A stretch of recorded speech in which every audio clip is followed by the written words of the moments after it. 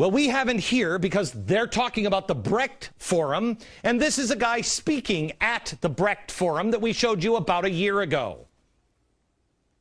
We have to help bring this government down. We have to help destroy this system, and that requires increasing the alienation that working class and oppressed people feel. The way change is going to happen in this country is through the destruction of what we call the United States of America. Got it?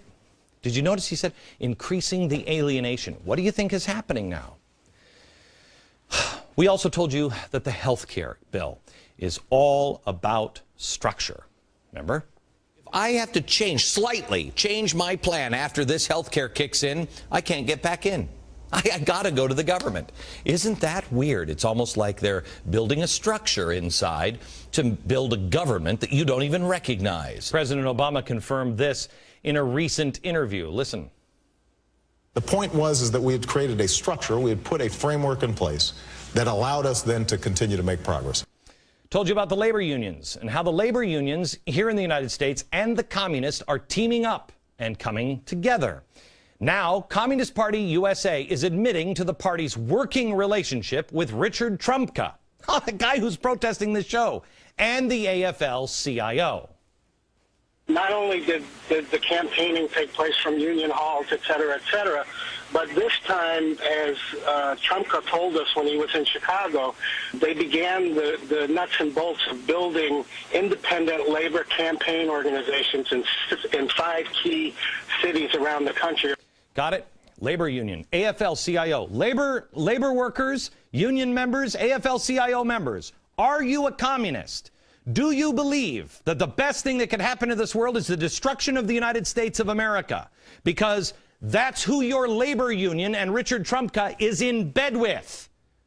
When will you hear that? We on this program predicted death panels would result from government health care, except we didn't talk about them as death panels.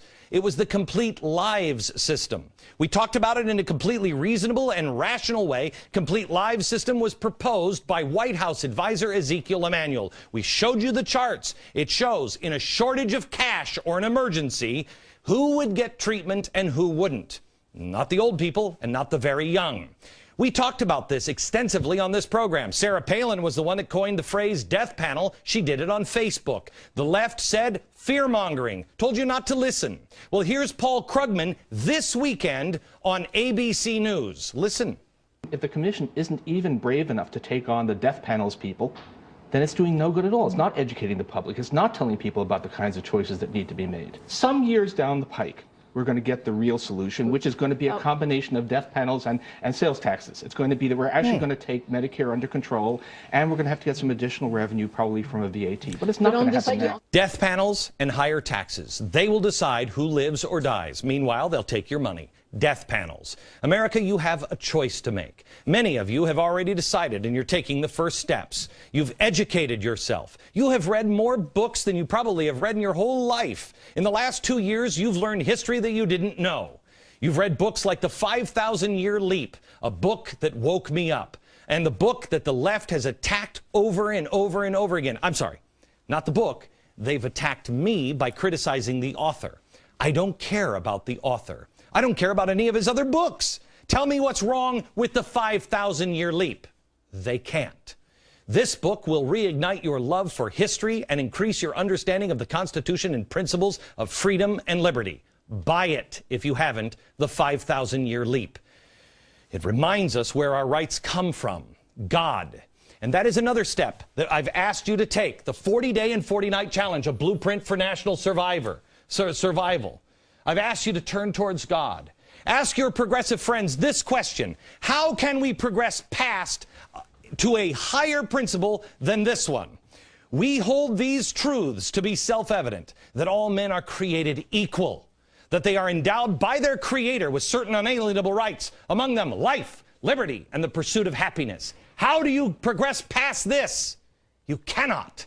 There is nothing higher than this principle. So here's your choice, America. Here's your choice. To stand around and admire all the problems. And the problems that are coming are the problems that I have talked about on this program for years. They are beyond your wildest imagination. Now, am I fear-mongering? Use the last 10 minutes of this program to decide. If you haven't made your decision already, I want you to make this choice. I want you to make this choice.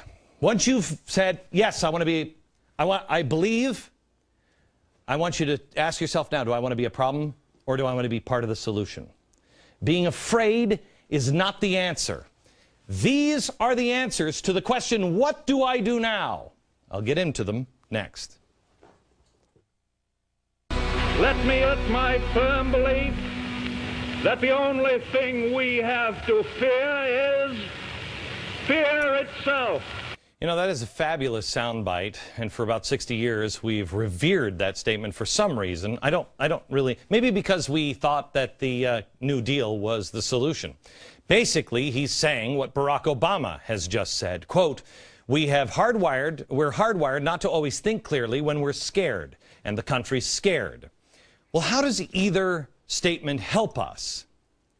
They don't. Unless you're the person making that statement and you've just said, here's the solution, and you're not thinking clearly. Follow me.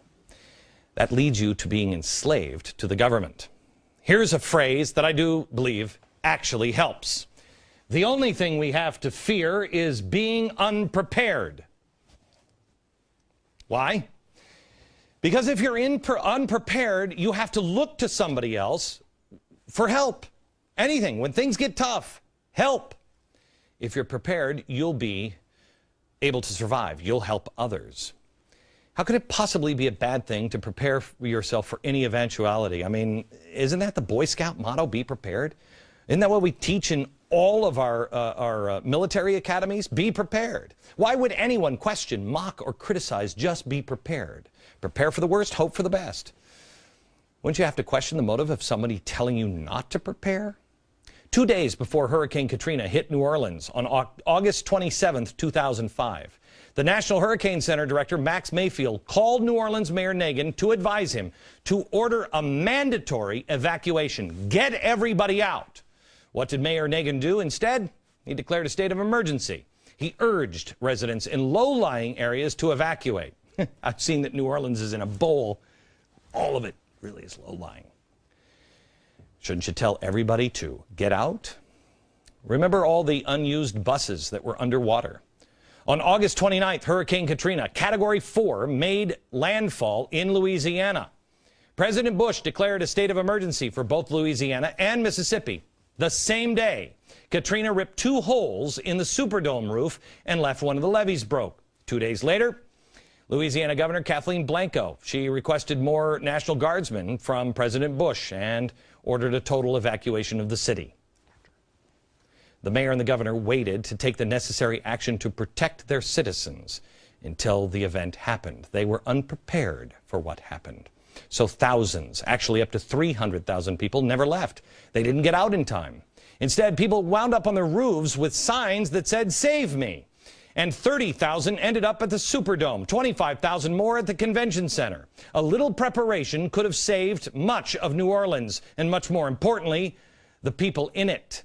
What if New Orleans had listened to and acted upon all of the advice from engineers over the years since the 1950s, telling them that the levees would not hold? What if they had prepared for a disaster by fixing that fundamental problem instead of squandering the money? Even I warned about the levees. I warned about the levees almost 1 year to the day before Katrina happened. A year before, I warned on my radio program that the city of New Orleans was the most dangerous city of any city in the U.S. because of the levees.